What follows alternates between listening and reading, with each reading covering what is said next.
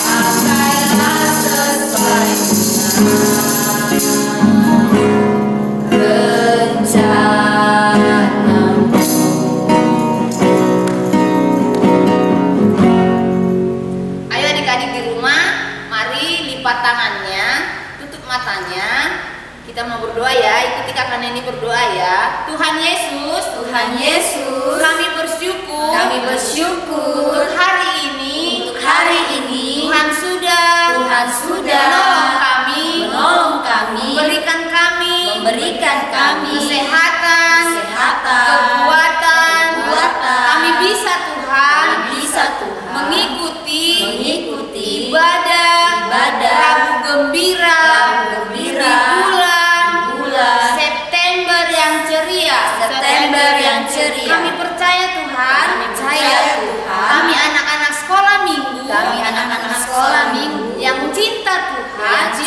Tuhan dan berprestasi. Ini Ini kami Tuhan. kami Tuhan Kami siap. Kami siap Memuji. Memuliakan nama Tuhan. memuliakan nama Tuhan. Haleluya. Haleluya.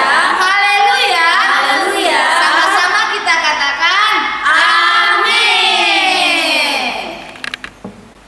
Nah, adik-adik tetap berdiri, kita mau memuji Tuhan. Kita naikkan pujian Tuhan Yesus baik.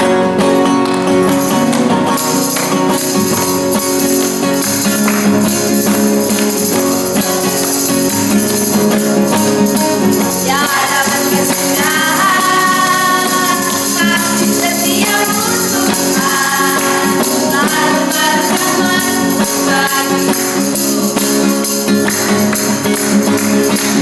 hari mengganti hari, tetap kulihat kasih-Mu, Kau menambah lagi hidupku.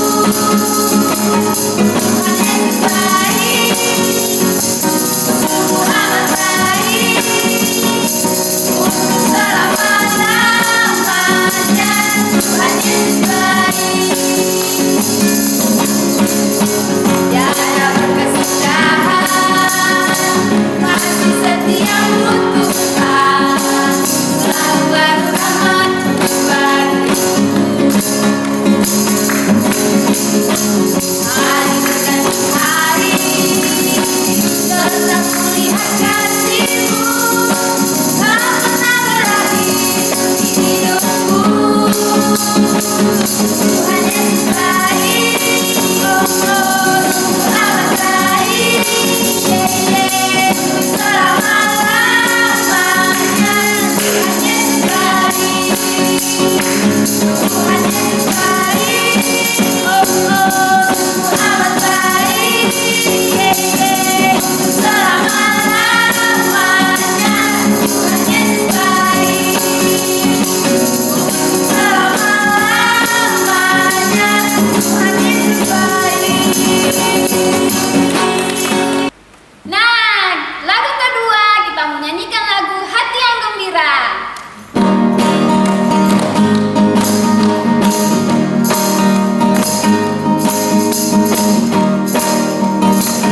Hati yang gembira adalah obat, seperti obat hati yang senang. Tapi semangatnya patah, berikan tulang. Hati yang gembira, Tuhan senang. Hati yang gembira adalah obat, seperti obat hati yang senang. Tapi semangatnya patah, berikan tulang. Hati yang gembira, Tuhan senang. Hati yang gembira, Tuhan senang. Nah, sebelum kita mendengarkan cerita yang dibawakan oleh Kakak Novita, kita mau mengangkat pujian Firman-Mu pelita bagi kakiku.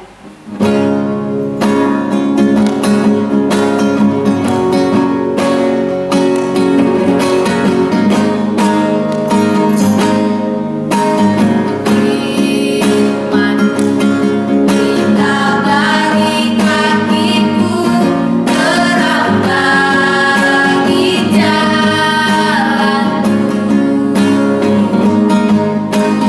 Firman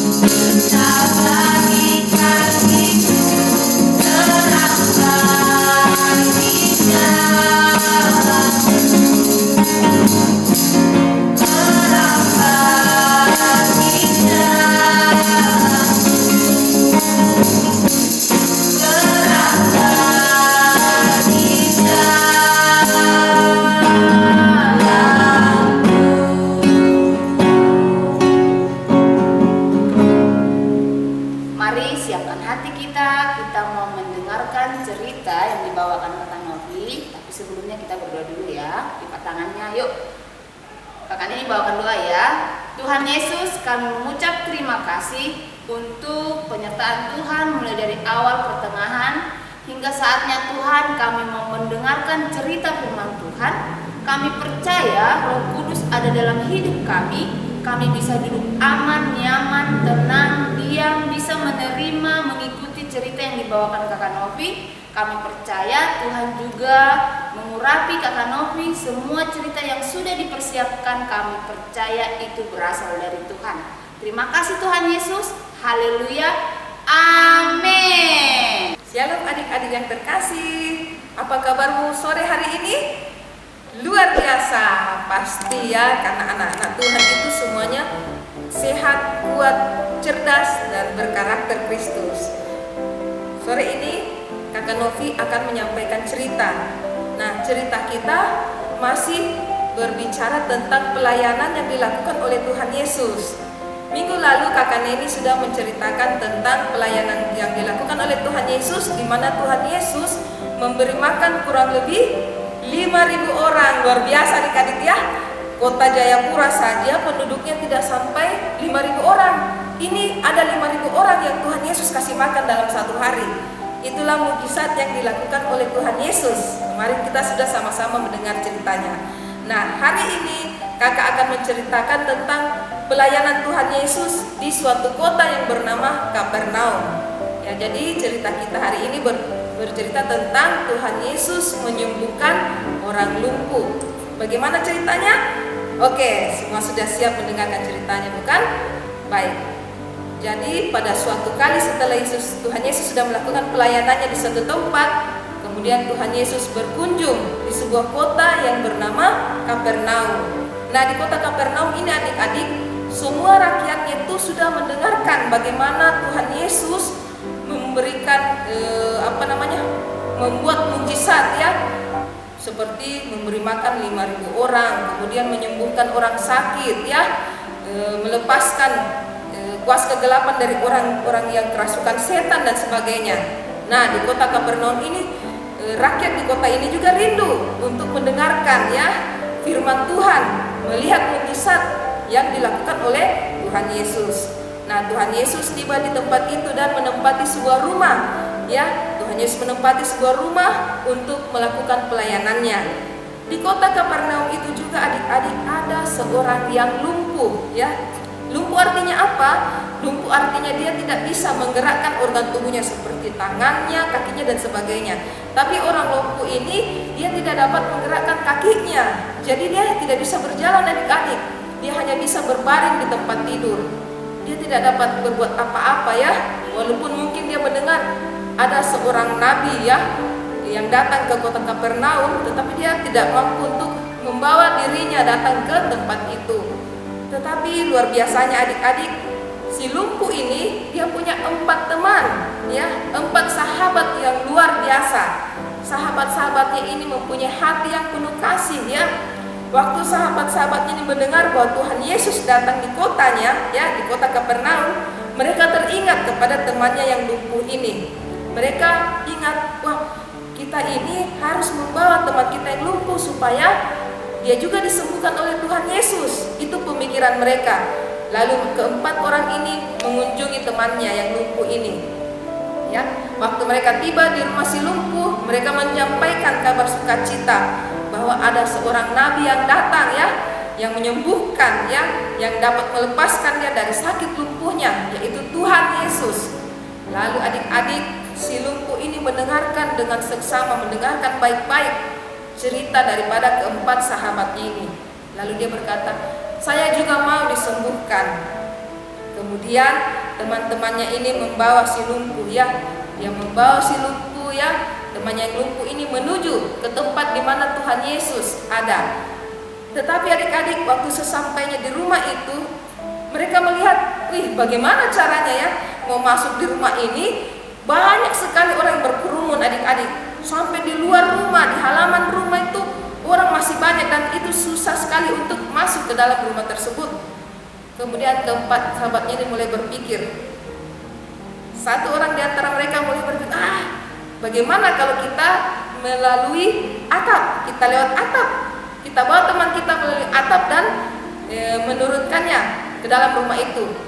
Lalu mereka pun sepakat, ya, keempat orang ini sepakat lalu menggotong tempat tidur di mana temannya itu berada.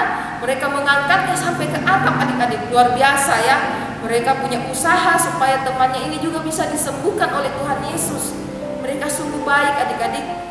Kemudian mereka mengangkat si lumpuh ini ya, membuka atap, mereka bongkar atap itu ya, kemudian menurunkan temannya yang lumpuh ini. Waktu diturunkan, luar biasa, Tuhan Yesus kaget, ada apa ini? Tapi waktu dia melihat ada tempat tidur yang turun, di dalam tempat itu ada si lumpuh, Tuhan Yesus terharu, adik-adik. Tuhan Yesus melihat luar biasa mereka punya iman ya. Mereka berusaha untuk datang kepada Tuhan Yesus supaya temannya ini juga disembuhkan. Luar biasa, adik-adik. Kemudian si lumpuh mulai diturunkan ya ke dalam rumah itu tepat di hadapan Tuhan Yesus. Lalu Tuhan Yesus melihat si lumpuh ini. Kemudian dia berkata, "Anakku, dosamu sudah diampuni." Itu yang dikatakan Tuhan Yesus, adik-adik ya. Luar biasa ya. Waktu Tuhan Yesus mengatakan demikian, di antara orang-orang itu ada juga orang Farisi dan ahli-ahli Taurat. Siapa mereka? Mereka itu orang yang tidak percaya sama Tuhan Yesus ya. Mereka tidak suka Tuhan Yesus. Dan mereka pun mulai berbisik-bisik ya. Mana mungkin, kenapa dia bisa ampuni dosa kita? Tapi Tuhan Yesus tahu isi hati mereka. Sebab Tuhan Yesus itu adalah Tuhan. Lalu Tuhan Yesus mengatakan kepada mereka, "Aku dapat mengampuni dosa-dosa kalian." Itu yang Tuhan Yesus katakan. Ya, dia dapat mengampuni dosa kita.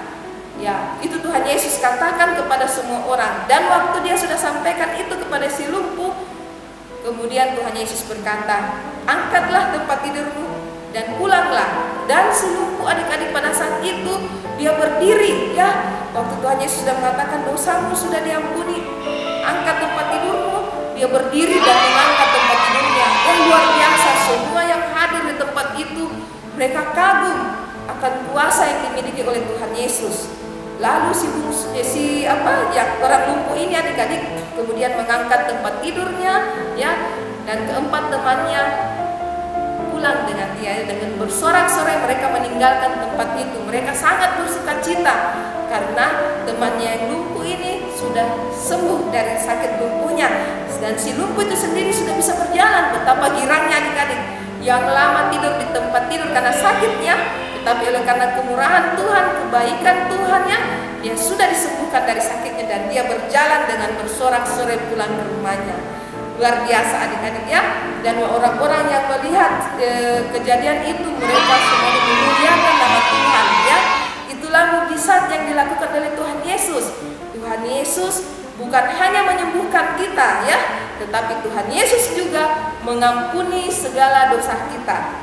Nah, adik-adik, bagaimana caranya supaya kita boleh mendapatkan pengampunan ya? Kita boleh kalau misalnya kita sakit disembuhkan oleh Tuhan Yesus, adik-adik, hanya melalui doa ya. Hanya melalui doa kita bisa datang kepada Tuhan dan meminta supaya Tuhan menyembuhkan segala sakit penyakit kita. Kalau ada yang ada di dalam masalah ya, ada yang susah hatinya, datang kepada Tuhan Yesus.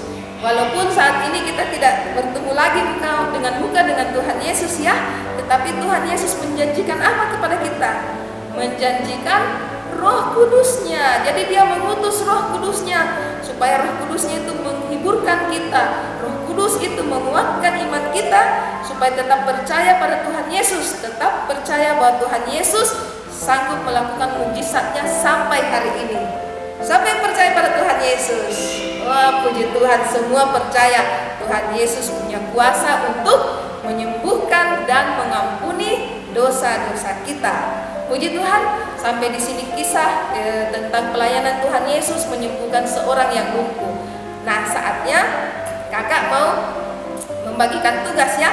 Jadi di sini kan ada dua kelompok, kelas besar dan kelas kecil. Oke. Jadi tadi cerita kita itu, adik-adik, nanti bisa dibaca dengan lengkap ya.